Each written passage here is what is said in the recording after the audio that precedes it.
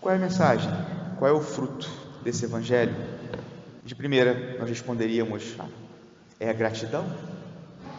Temos que ser gratos a Deus, como esse leproso, esse samaritano. E poderíamos perguntar: mas por que então deveremos ser gratos a Deus? E poderíamos responder também com certa facilidade: porque Deus nos curou, porque Deus nos deu muitas coisas. Mas essa resposta ela não é tão fácil assim. Quando a gente começa a adentrar o texto do Evangelho, vemos que é bem mais complicado do que isso.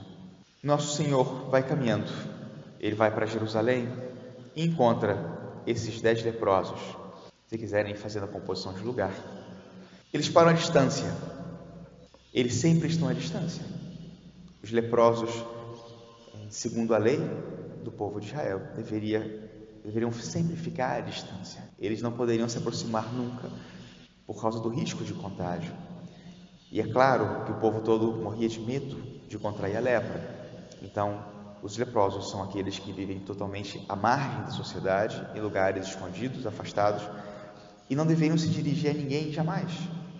O único motivo pelo qual o leproso poderia se dirigir a alguém é que ele deixasse de ser leproso. E aqui eles têm a audácia de se dirigir a alguém que passa, nesse caso, Nosso Senhor.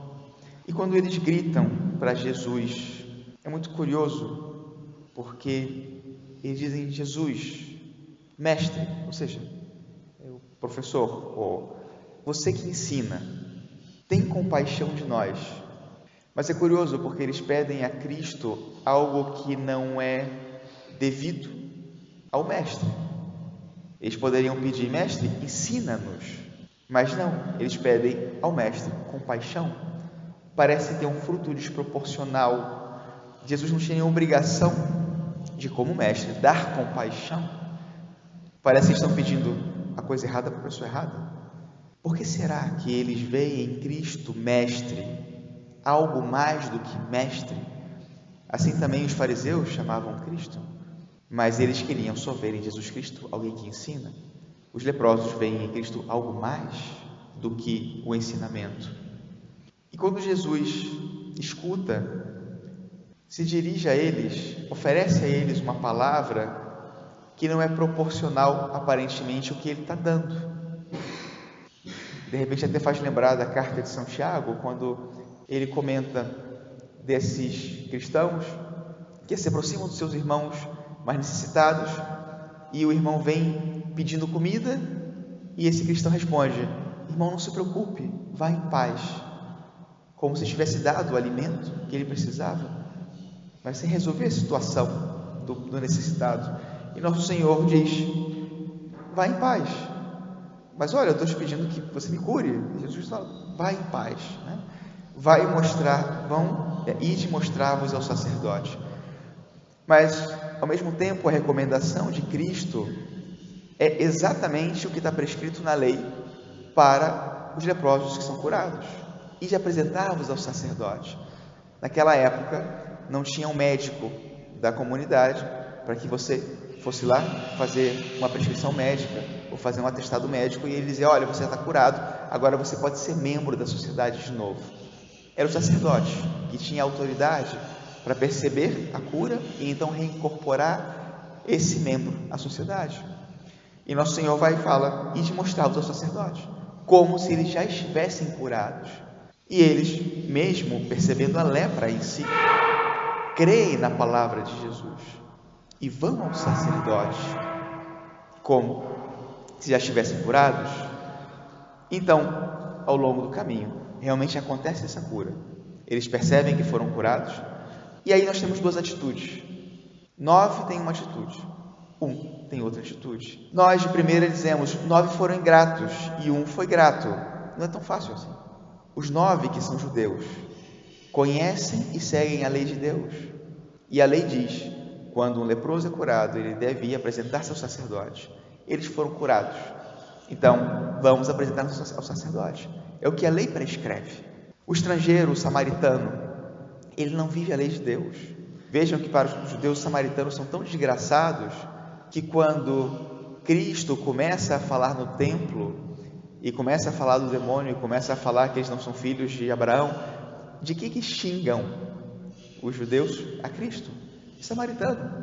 Para dizer, olha, você é um desgraçado, você é um samaritano. E aqui tem um samaritano.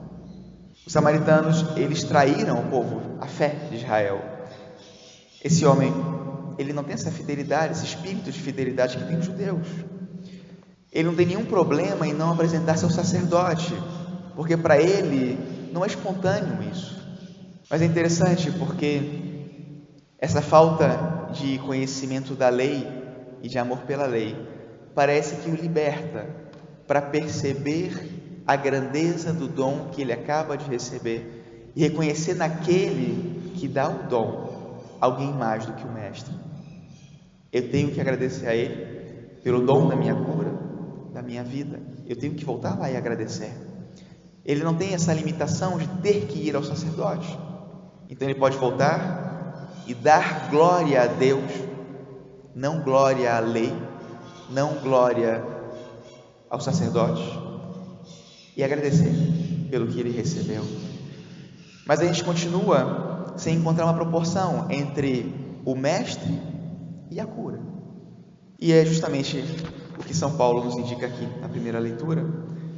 Ele fala exatamente do povo leproso, de Deus, de Jesus Cristo, que atua entre o povo e que oferece ao povo o que realmente é próprio de Deus. Nós éramos leprosos porque vivíamos sujeitos à lei, porque vivíamos nosso egoísmo, vivíamos extraviados, rebeldes, escravos de toda sorte de paixões e prazeres. Mas um dia manifestou-se a bondade de Deus, nosso Salvador, e o seu amor pelos homens. E aqui está a obra de Deus, a redenção operada por Jesus Cristo. O que nós encontramos no Evangelho, e que para nós é uma incógnita, é um mistério, é justamente o que Paulo explica na primeira leitura.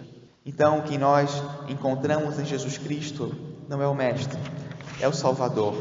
E quando nos aproximamos dele, é justamente para que ele nos cure. Só que a cura de Cristo é a salvação. Jesus Cristo para nós não é o Mestre, ele é o nosso Salvador e nosso Redentor. Hoje é um dia para aproximar-se de nosso Senhor com gratidão, mas especialmente sabendo dar a resposta à primeira pergunta: quem é Jesus Cristo? Quem é Ele? Para que então, respondendo essa pergunta, saiba do que, pelo que devo agradecer. E sabendo do que agradecer, possa receber dele o dom que ele tem realmente para me dar, o que ele mais deseja me dar, que é a própria salvação. Louvado seja nosso Senhor Jesus Cristo.